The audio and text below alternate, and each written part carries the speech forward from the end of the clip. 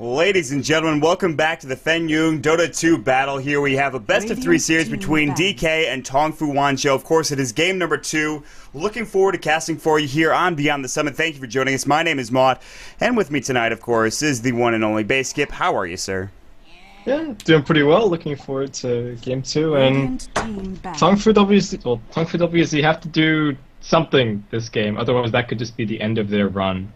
In this competition, unfortunately. It's single elimination up until we get to the semifinals, so being at 0-1 right now is a bit of stress for them. Yeah, it's going to be a tough hill to climb. They certainly can do it. Obviously, you mentioned single elimination. Of course, this is the round of 16. As of right now, there's a lot of teams going against, maybe sort of teams that are kind of the underdogs here, and Tongfu Wanzhou certainly fits that description. They've had a tough time in the WPC Ace League right now. They had a tough time in the game 1 here in this best-of-3 series, and DK just had a very strong draft. There's a couple things they can do to get back into this, and it really all starts with the draft here. So we'll see what they want to pick up in terms of supports, in terms of carries, in terms of really just their lineup in general. The last game, I think, was just dominated by Burning, obviously, on that carry. Lanham had some really great split earths, and I think the supports kind of dominated for Team DK, plus Mushi on that mid OD. Yeah, and DK, that's the kind of thing that happens with their lineup. I mean, you can see that Tongfu WZ are really focusing on kind of banning out Ice. There are a couple of heroes that a lot of people say, like, you just can't give Ice, Clockwork or Timbersaw, or you're in for an awful time. So that's sort of probably why we didn't see so much of Ice in the last game, but of course they've got such strong players, everybody else can just step up and do what needs to be done. So, pretty interesting draft so far, lots of familiar faces. Pretty much just all of your beefy heroes, the Elder Titan is going to end up sneaking through. And honestly, I don't really like this pickup, just because in 6.79C he was nerfed a little bit, and the rest of the Chinese teams so far, at least in the WPC Ace League, for, the majority of the playoffs, they didn't pick this up. They didn't even think about banning it because his base damage and Astral Spirit has been nerfed so much. He's still effective as an offlaner and really as a mid laner as well, but just not quite as much. Even with Natural Order, though, that's always kind of a thing that you've got to worry about here. So. Yeah, and looks like DK maybe have something specific in mind, so that they've seen this sort of draft a little bit before, because there's no hesitation in picking up the Visage and the Nature's Prophet.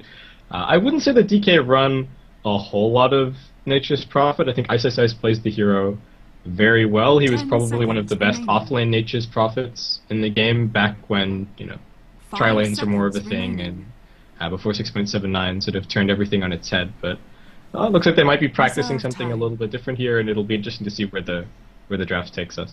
Yeah, it's experimenting, and that's kind of the sign of any good Dota team. They want to try some things out here against Wanzhou, and obviously they still are very comfortable with the lineup that they have currently. That can change very drastically depending on what they pick up and any crazy sort of heroes. You mentioned how tri-lanes kind of have fallen out of favor. Back in the previous patch, they were all the rage, if you will, but now not so much. Rubik's coming out for Tongfu Wanzhou. So, I mean, tri-lanes coming out. Does this mean that maybe DK goes for something like a Chen or Enchantress here to free up their lanes to maybe get more off the map, or do they go for that tri-lane that we saw in the last game? I'm not sure. I think there is a little bit more incentive to pick up your jungler just because you have the Visage and you do want to try and get some early levels up on him. So they could maybe even just look towards throwing a Crystal Maiden in the jungle. You could go for your full jungler, as you mentioned, like the Enchantress or the Chen. But right now they've got plenty of options. I do think it hinges a little bit on how much counter push Tongfu Wanzhou are going to pick up. Yeah, absolutely. And we will see them go for that potentially here as the draft rolls on. There's a minute left in reserve time. The Luna coming out for Wanzhou just to make sure that that's not what Burning can pick up in this game. We saw the Alchemist last game. That's not available. DK does the smart thing. They know they don't have that first pickup. And they're like, yeah, we're not going to give them the Alchemist. We're just going to stick with the Visage and Nature's Prophet. No need to get crazy here. So the bans are going to come out right now. The Elder Titan, the Rubik already picked up for Wanzhou. The Gyrocopter as well. So, I mean, with DK, Visage and Nature's Prophet, strong start for them. It's not quite the sports they had in the last game. The Leshrac has been picked up a lot more recently. Is that something that we'll see, from here on out with the way the metagame works and how pushing and fighting happens? Or is that just kind of a niche pickup, if you will? 10 seconds remaining. I think part of it's to do with how various supports sort of rise to the top and then they get bopped on the head, sort of back down to the same level as everybody else. Yeah. So it just recently happened kind of with Crystal Maiden and, it keeps happening with Visage, but 4-second Soul Assumption cooldown and Familiars are always going to keep him really, really popular. So I think it's just sort of to do with that. We used to see lots of Shadow Demon and Leshrac and stuff, and just other supports turned out to be a better fit for the meta, and when those supports get nerfed, well, the other supports start looking a little bit more attractive. Yeah, absolutely. And I don't know about you, but I really like this Storm Spirit pickup coming out from DK. That's a hero that's really effective against an Nature's Prophet, but they pick it up for themselves, and I really think that it's a really great hero in combination with maybe even a Lifestealer, which is still available too. So I don't know. I like this pickup a lot for Team DK. Yeah, and it's a pretty interesting move from Mushi. Some drafters at this point would maybe pick up your other support and try and fish for a little bit more information, but the Storm Spirit is now sort of changing the way that the draft is going to be playing out for Tongfu Wanzhou. They're probably going to pick up some heroes to try and deal with the Storm Spirit because they only have a telekinesis to lock him down right now, and in doing that, DK might make space to pick up something else that they want, maybe something like a Clinks or another hero that you do need to set up a little bit more. You even mentioned the Lifestealer, and I think it could be a great pickup here. Yeah, absolutely. And another hero that works very effectively against the Storm Spirit is the Doom. But they go for Weaver on Wanzhou's side, which is interesting. I find the Weaver a little bit surprising. I mean, you just saw the Storm Spirit, you're thinking, okay, we have to deal with the Storm Spirit. One, we need a little bit more lockdown, and two, we need heroes that don't just die to Storm Spirit. And Weaver is a hero that if he has a bad start, then he's just going to be fodder for the Storm in this game. Not to mention an Orc Malevolence up on the Storm, which is a direct counter to a Weaver, obviously. That silence can deal a bit of damage and be generally problematic for the Weaver. So, yeah, I'm just as surprised as you are, I think. And lockdown is always nice to have against the Storm Spirit. Weaver doesn't really provide that, at all. So I think Wanzhou just wanted to get something that they feel comfortable with, but in the same time, they're not really drafting to the strengths or, I guess, the weaknesses of DK. They're drafting to the strengths of themselves and what they like playing more likely than not, which I don't mind. But still, the draft, I think, is going decisively in the way of DK so far. They have that Lifestealer pickup if necessary, if they want to go that route, which we talked about a little bit. So, we'll wait to see as the reserve time takes down here in this, of course, second game draft. Yeah, DK still have plenty of options, and they go for the VS, so looking like they might be pushing a little bit to start things off, maybe get that fast tier 1 tower, again, same kind of way that they did against the Timbersaw in game 1. Could even roam around a little bit, but unfortunately Visage not the best partner to roam with. He's really not. He can do a lot. He can, obviously if he gets Visage Birds, he can push early on. Soul Assumption is, like you said, 4-second cooldown, and that's kind of disgusting. Grave Chill is good for catching heroes out of position, but, going and roaming on mid is something he's not very good at. But Dragon Knight is going to come out from Wanzhou again, and this is questionable because they run it in the last game, and yes, it does work against the Stormster, which I like a lot, but it didn't really work too well for them in the previous game, so I'm not sure how this is going to go for them. Yeah, I like the Dragon Knight. It gives them a stun on mid, which I think they still really lack. Like you mentioned, he does pretty well against the Storm Spirit, and I don't think he's too worried about being ganked. Yes, there's a threat of a Vengeful Spirit smoking in, and you get stunned, and the Prophet TPs, and then you're in trouble, but I think for the most part, should be fine. And it does help escalate things a little bit more towards the late game, so I feel that there's less pressure on Tongfu Wanzhou to be making plays this game. If they can just sit back, hold the more defensive Radiant side of the map, and just secure their farm, then I think they're already looking alright for this game. But that's the problem. That's the problem with the metagame, and we've seen it so often in the past couple of days. It's just like, teams are willing to fight very early on here, and that's not something Wanzhou has a whole lot of. It's like, yeah, you got another Titan, that's great, and you got a Dragon Knight who can fight just as early, but, Weaver still needs farm. Rubik is not the best, really, support, so I feel like DK has that advantage because they have the Nature's Prophet who can come in early. Storm Spirit is by definition an early game hero with, of course, his ball lightning and just jumping in and out of fights. So I'm not sure. DK should be aggressive here, and Wanzhou might get punished for it. Yeah, I want to see what I really want to see what DK have planned here, because if they really wanted the Lifestealer, they could have just taken it. I think there's a slim to zero chance that the Vengeful Spirit gets banned. If you pick the Lifestealer fourth. So, looks like Mushi has something else that he wanted to keep up his sleeve, or again, maybe just wanted a little bit more information. So, we'll see what they end up going for here. Yeah, it looks like there's no way they pick the Vengeful Spirit over the Lifestealer, like you mentioned. So, it's something else that they've got in mind. Maybe it's just like you mentioned, the draft coming through from Wanzhou. They wanted to see what's coming out from them. But they do have that reserve time coming out from Team DK, and it's actually getting rather low. They still need that kind of carry hero. Obviously, Vengeful Spirit and Visage aren't going to do it for you unless you're very brash and want to go for a carry Venge, which that's not DK style. They go for the Juggernaut instead, and that's just as early game of a lineup coming out as a lifestealer, you know, because you have that ultimate, that Omni Slash, which is very effective, and you get an early Aghanims, and just like that, DK starts wrecking people, so.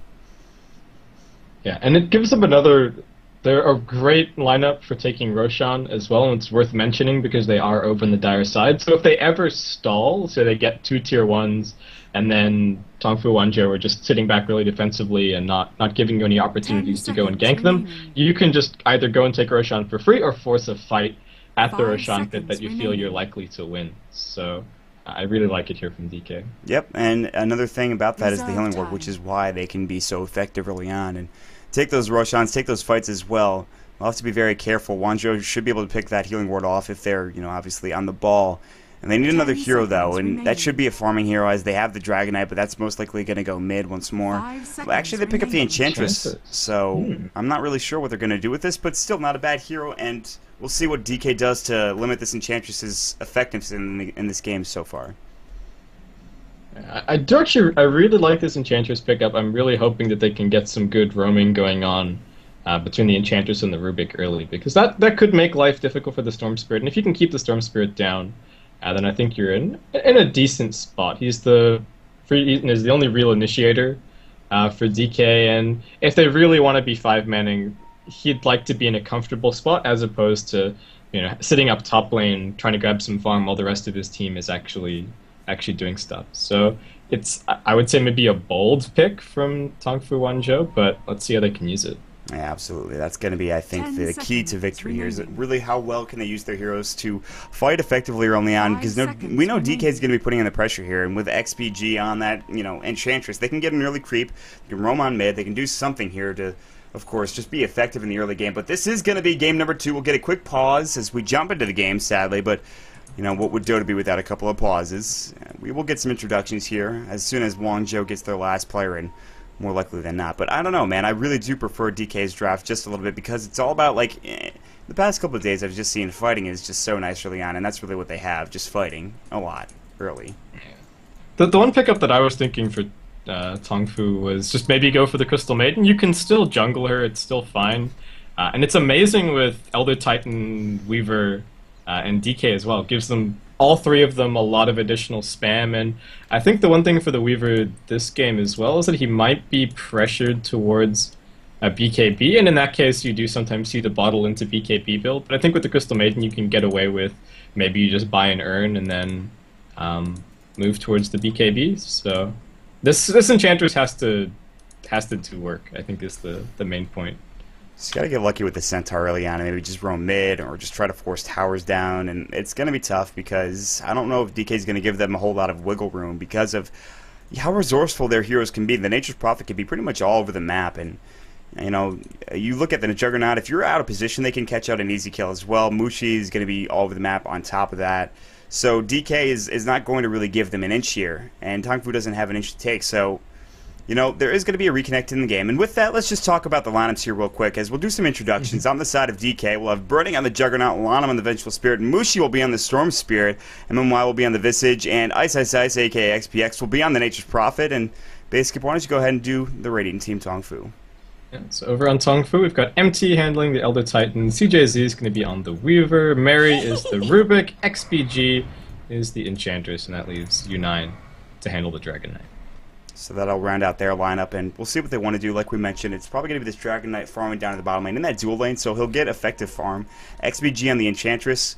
Actually, I'm not sure because they're roaming everyone down here now, but I think that's what it should be, and probably do Weaver off lane, maybe even the Elder Titan mid or vice versa. That seems to be the most common thing for me. It's probably ET off, safe lane Weaver, DK mid. Yeah. ET's already got boots picked up, so I think he's definitely he's in definitely the off lane. Yep, you're right. This is the right move from Tongfu. They need to defend their jungle. They can't afford to have everything warded up. So just show of force, they bring all 5 down, and Well, they do need to be careful. I don't think they actually want to take a fight here. Mary walks forward. Oh, no. He's going to get stunned straight into a spin, and he's just dead. That's first blood. Oh, he is very dead. That's just an easy kill. They just stood right here behind the trees, just waiting for maybe somebody to be caught out of position. And, well, just like that, they were. And that kill does go for Mushi on the Storm Spirit. Wow, he's pretty happy about that. That's actually a null talisman done for him right off the bat. So, actually, nope. He sells it, I think. He put it in his stash and then sold it. Interestingly, he buys boots instead. Yeah, I really like this decision because he knows that he might be pressured a little bit by the Enchantress and the Rubik early, and there's a chance with boots that he reveals the smoke and manages to run away from the Rubik, and the Rubik's the only way that they have to set up the kill before DK gets level 6. So I think the boots are great just as a safety mechanism here for him. Yeah, I agree with you 100%. Obviously, the null talisman will give you a bit of more, last standing potential, but I don't know if you really need that up against the DK. He's not going to do his best to deny. He's just going to be breathing fire and just trying to do work. It is going to be the defensive tri-lane coming out for DK. You can see the farming hero Burning will be in that top lane, already helping out, grabbing that kill with the assist. So it is that off-lane Elder Titan, like you mentioned, always going for boots first in the off-lane generally for most heroes. Mid-lane DK, and then the solo, or not solo, but safe lane farming CJZ on the Weaver. And so, yep, you called it exactly as you saw it here. Ice Ice Ice is already taking Shikuchi damage, and just like in that top lane, Ice Ice Ice has boots as well. So we'll see what can go on early here, and I think Tongfu Wanzhou, they've got to pick something up right now to get them going in this game. Yeah, I think the Enchantress is the one to watch. Again, she's got a smoke picked up. She gets a lucky creep. I think they have to try for something. They could maybe instead try for Ice Ice Ice. And just look at how much of a nuisance Ice Ice Ice is on this Nature's Prophet. This is why I called him maybe the best offlane Nature's Prophet player back when it was up against Trilanes, because he just blocks your camps forever. He will just not let this Rubik get a pull-off so long as he has mana. All three of these camps have been blocked out by Ice Ice Ice. I mean, that's superb. The fact that he's able to do that, make, of course, another set of treants just to be able to last hit and harass is absolutely kind of unbelievable. So, and he'll keep doing this. You see him sending in the treants once again, and then this is, I think, just to sit here and have them be annoying and maybe even scout things out. It's a little too early to block, and they might even go down before the allotted time. You can see they've only got 10 seconds left on them, so they're just sitting here for now for whatever reason. There's a roam. You mentioned the Enchantress. She's got to be effective early on. Going to look for a kill on Mushi. Mushi, there's going to be a Hellbear Smash, maybe. They can't get to him in time, and he's going to leave. And you talked about it. That's the boots coming into huge effect for Mushi right now. Yeah, and Dragon Knight's even ready to try and set up some of these kills. He's got the point in Dragon Tail. If you weren't expecting to do anything to the Storm Spirit early, I think you would just get the second point in Breathe Fire, but I was hoping to do something. Oh, Lannon denies the rune. He's sad. U9. Yeah, he's very sad right now in U9, and Dragon Knight's going to have to go back. He's like, no more regen. He does have some more mana to spam that Breathe Fire, at least for a bit. Nature's Prophet actually canceled his TP. He was just kind of saying, I can come in there and go for a gank, just showing flexing his muscles, if you will, but so far, everything is, I guess, even other than that kill early on going for Mushi, which helps him out a lot. Yeah, and Mushi's already level 4, so that window of opportunity to actually try and gank him is closing very quickly. Which, I mean, yeah, because the ball lightning's going to be up in a couple levels, and then what are you going to do after that? Really not much. I mean, trying to catch him out of position is easier said than done, so you have to also keep in mind that Enchantress roamed out, which makes them lose a bit of experience and gold, because you're taking time to go to the mid lane and try to grab a kill, and it just doesn't pan out for you. Mushi's like, I'm fine, I'm just going to go back to farming right now. So, and also the offlane Nature's Prophet has done an effective job of getting last hits with 6, and the Elder Titan's got 0. So suddenly it's looking like DK is, DK again. But it looks like Ice Ice Ice actually goes back home for now, interestingly enough. Ice Ice Ice just going to back off. Needs some mana to actually do anything. He might just duck into the jungle for a little bit, carry a TP scroll, be ready to go bot if the Enchantress chooses to push. They've also got a ward down here, so you should have a pretty good idea if a push is happening. We've actually got 4-man gank making its way top lane. Poor MT. Oh yeah, he should very well die here. He has boots, but there's a magic missile, Sprout, maybe no Sprout, but treants are coming through. MT not going the right way, I feel like. There's going to be the magic missile coming up. Astral Spirit doing a bit of damage, but they're all too quick. You can see MT with those boots is actually fairly speedy. Here we go. Blade Fear from Burning. They're going to try to take this tower down, at least the creep wave first, but no kill on the hero. Let's go for a tower instead. Yeah, and, well, if Tongfu WZ aren't ready. They might just lose 2 here. I like the response. They're going to try and take a tier 1 of their own on bottom lane while this is happening. So it looks like it might just end up being the 1-for-1. We'll have to see. Yeah, and we'll see if DK want to continue on pushing. It looks like they will. MMY burning, leading the way, and it looks like Tongfu want to try to do the same here, but already there's a hero backing off. That is going to be the Rubik and a teleportation scroll, used from XPX. Ice is here to ready to go and just try to defend this on his own, but the push is not stopping in the top lane as well.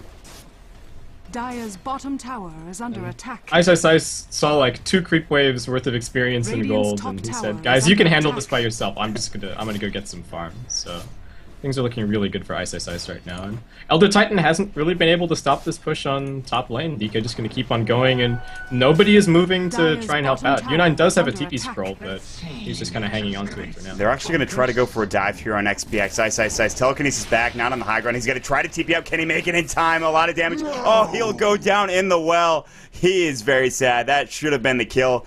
Sadly, he does go down. Oh, that's unfortunate. Dire's bottom tower is under attack. I didn't notice. I wonder if if his corpse actually made it back to the well. Maybe he denied experience to the support. I'm not sure how that works. That's crazy. I mean, it did. His corpse was there, just lying in the well there, but nonetheless, that's still unfortunate. Of course, now their 2-2 goes down in the end. They'll have to back off his burning his TP to down bottom, and he's got phase boots already, so he's pretty happy about life, I think.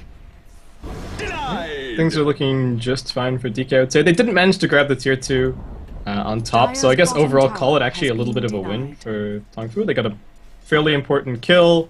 They held onto their own tower. Unfortunately, the tower does end up being denied, but I think so far they're keeping the pace with DK. Yeah, and they need to, because I feel like they're going to be all over the map split pushing. Even though you have an enchantment coming out from Wanzhou, it's not going to be as effective as an Nature's Prophet with phase boots and just the damage coming out from DK, especially with the Visage Birds on top of that. So, MT, Ball Lightning's going to come in from Mushi, looking for a kill on MT right now. There's the Static Remnant, or excuse me, the Overload coming in, the pull as well. Soul Assumption, Grave Chill flying through, MT will fall to MMY. Nice kill there. It's a big pickup on that offlane hero, and Mushi's involved in that one.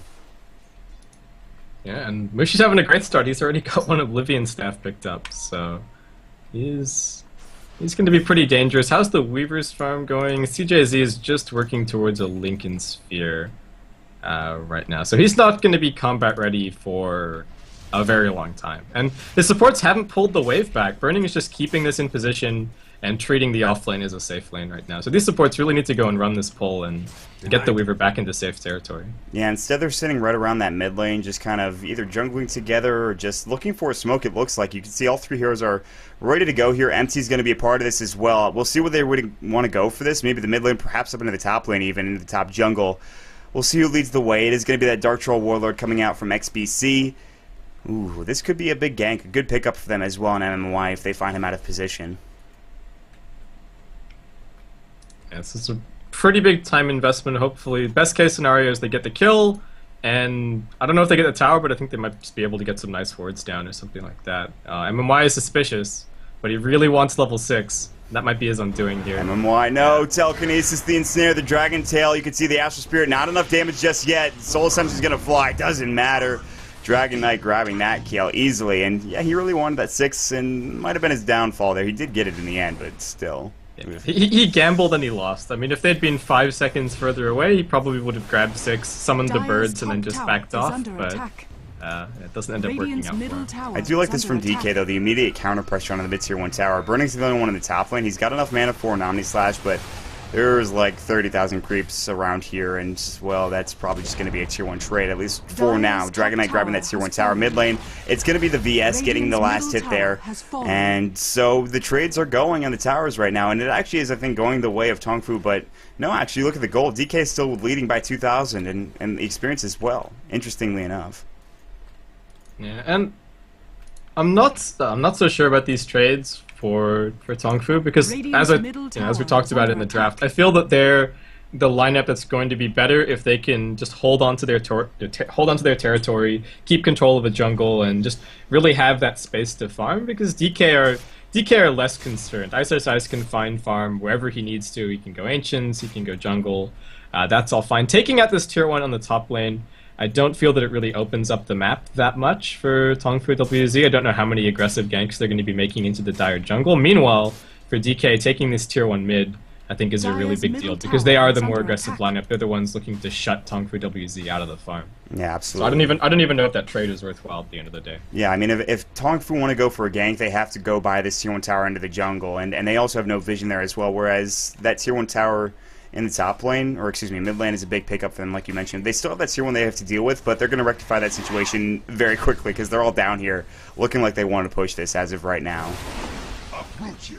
Radiant's bottom tower. Tongfu WZ just kind of hanging around. Nobody's really applying any pressure anywhere. DK's going to try and walk in towards mid, but realizing that there's only one hero really backing him up, so tier 1 absolutely for free. Yeah. There. And DK, they want to try to fight this, it looks like, or at least just defend their tier 1 mid. Mushi's actually invisible, and they know he TP'd in. They saw the color, obviously. They saw the TP, and they don't really just want to feed free kills to Storm Spirit, so they'll back off, especially since he already has that one Oblivion Staff, which is going to be part of a pretty quick Orchid Malevolence. Drum's done for burning as of right now, and he hasn't used his Omni Slash yet, but he can obviously go whenever he needs to. Mushi's just sitting here, just scouting things out. He's got no real backup, and making sure he knows if they're going to Ro16, because that's exactly what DK are doing at this point. They have the Healing Ward up, they have the Familiars out from MMY, I believe, and they have also XPX with his Treant. So, quick Ro16 with Medallion helping them out here. So. And eventually Tongfu WZ are actually going to have to take a fight. They can't afford to just continue to give away objectives, and they have to make a decision about what pickup they might be able to work towards before that happens. The Weaver, I don't even know if he's going to be able to finish his Lincolns. MT is not really close to anything too big, so they might just have to decide to take a fight with the items that they have. They're not really close to any significant timings, and I don't think they can afford to give away these tier 2s. They really can't, because that just means less map control for them and less farm that they're going to be getting. They really would like to have that mech first and foremost, I feel like, for the Elder Titan, but that timing's just not there. And you look at what DK, they say, we want to fight, and we want to fight now. We don't care what you have, because we have the items that we want to have to kill you with. So, and especially their towers as well. Maybe not their tier 3s, but the tier 2s for sure are going to be taking a quick and orderly fall, as you can see. So Tongfu is doing what they can to try to push this back. The Tornado's already up in the Wild Wing Ripper, which they're just going to stun that and make sure he can't use that for another minute or so, sadly enough.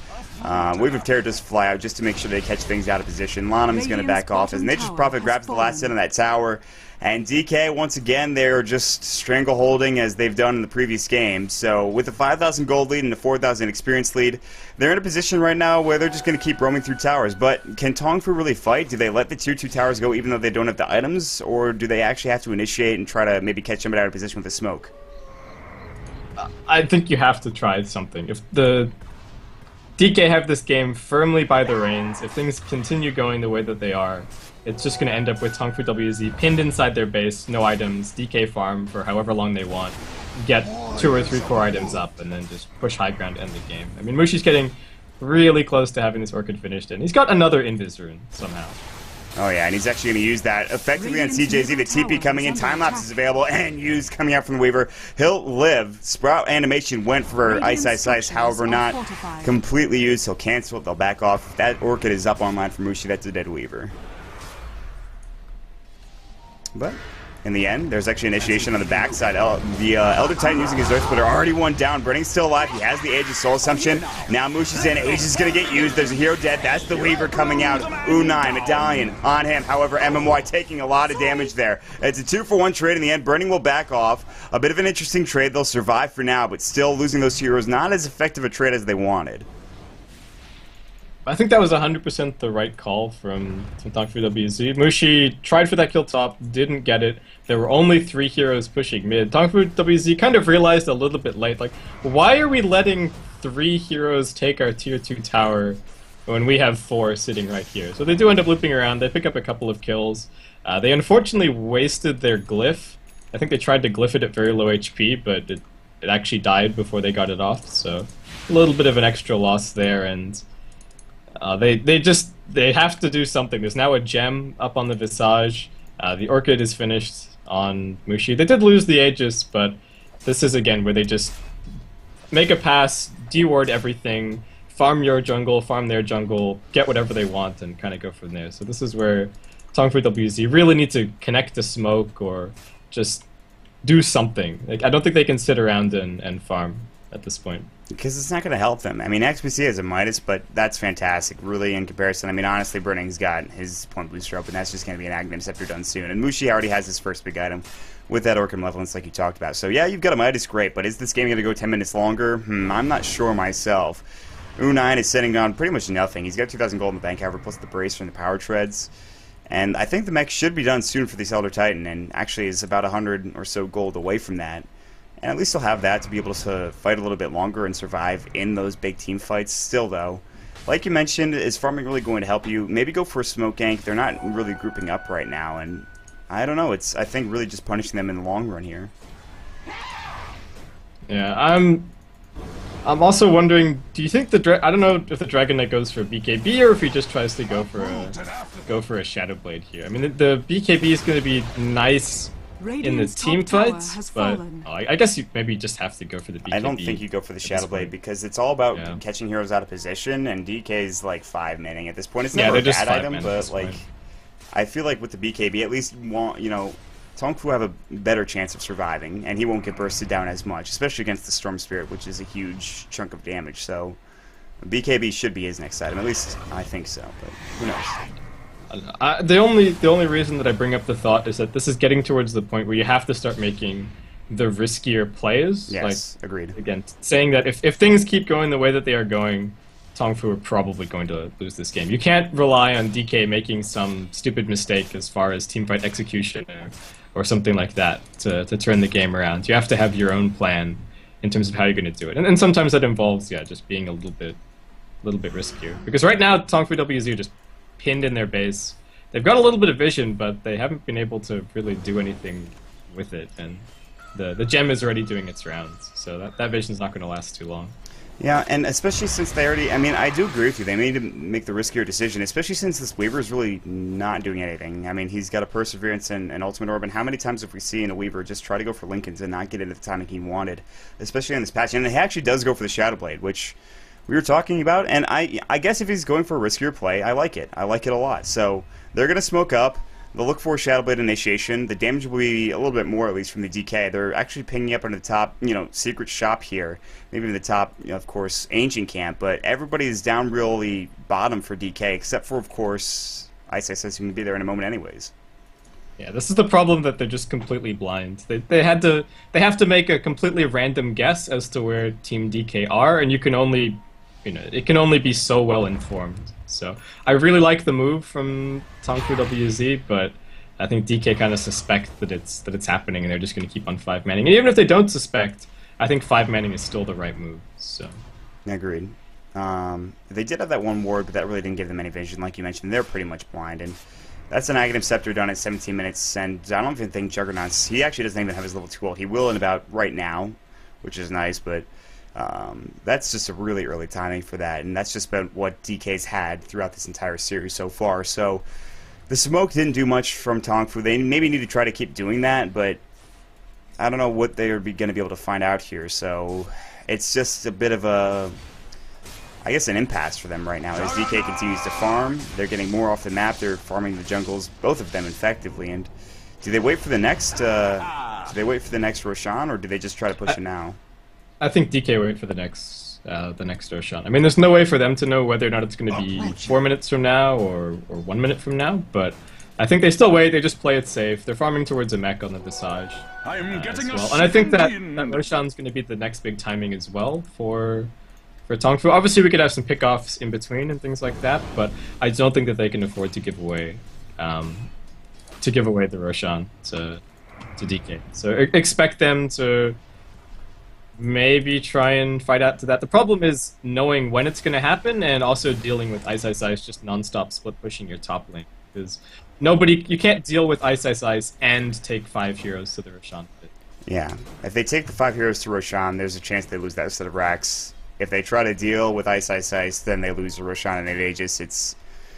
You know, damned if you do, damned if you don't right now for Tongfu, I feel like, and it continues to be that way. They'll smoke up once again, and this time they actually are heading in the right direction as DK has 2 heroes scouting around right now. There is that Gem of Truth set up on MMY.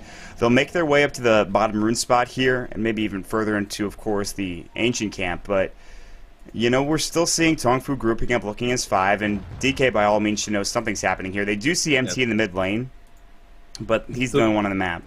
The Weaver gave away the smoke. So he was smoked, he Shikuchi through the wave, he saw the familiars, he threw out an attack on the familiars, and DK saw Weaver appear out of nowhere. And they pinged it, and they just backed off and grouped up again. So that's the second smoke down, and yeah, this is... I really like that Tongfu are making this move. I think it's the right decision strategically, but unfortunately DK are just way too savvy, and they're not greedy enough either. Some teams you would see like one person is farming the Radiant jungle, one person is farming the Dire jungle, and they've got one person in each lane, so they're all split up and they're vulnerable to being picked off. But yeah, they're sniffing out these ganks really well. Yeah, absolutely. And with that last smoke gone, that's down for about 3 minutes now for Tongfu. That's the last one they could have picked up, and so this is a big problem for them, because now if they want to get to the Ro16 pit, they won't be able to do it as quickly, and I guess as secretly, even though it's probably not a secret if TK is doing Roche. Still, at the same time, though, now they're just grouping up as 5 and trying to take a tier 1 tower, which it looks like DK is going to try to group up and defend, as Burning's going to run right on, and there is that Lincoln Sphere. Somebody take that off with an Nature's Wrath, I believe. That should have been the Nature's Prophet. Burning's sitting here. He has that Aghanim Scepter Omni Slash. There's a creep wave there. He might not want to use it. Spell was stolen. That is actually the Healing Ward, which is a very big pickup coming out for the Rubik. This is Familiar Stuns coming onto the ground now. They'll push this back, and Tongfu, I don't know what they can do. They want to try to fight here, but there's actually a TP now coming in from the backside from the Nature's Prophet. It looks like they want to wrap around. Now DK stunned. Swap out, launch him. And there's, of course, the Omni Slash coming through for Burning. Earth Splitter's on the ground. Blade Fury going through. Damage still not that much. DK's kind of low, but CGZ goes down so quickly. Now, U9, Soul Assumption, the right clicks, Medallion of Courage as well. Fade Bolt coming through. Mushi, Ball Lightning forward. He wants more. 2 down. Blade Fury up. Now another falling. Mushi with a double kill, and DK are taking everything. And I guess Tongfu wanted to take something, but I don't know if that was the way to do it. I think that was the last option that they kind of had left. I don't think they'd scouted out Roshan, but they knew that they were just... They'd made all of the smoke attempts. Neither of them have panned out, and at that point, the longer that the game goes on, the further and further ahead DK gets. So they forced a fight. They tested to see if they could win a fight, or if they had any chance of winning a fight.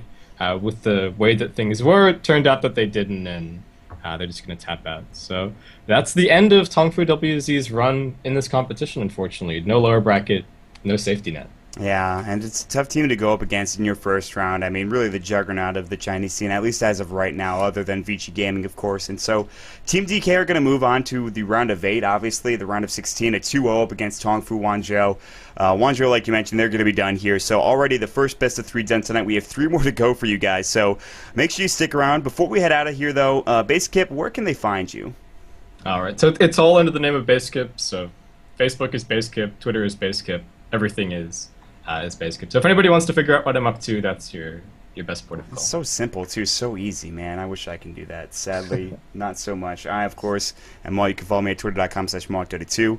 Once again, thanks for joining us, guys, here on Beyond the Summit. Make sure you follow the channel. Big shout out to BTS for having us once again. And so we'll take a quick break and jump into the next best of 3 in just a moment, guys. So stick around.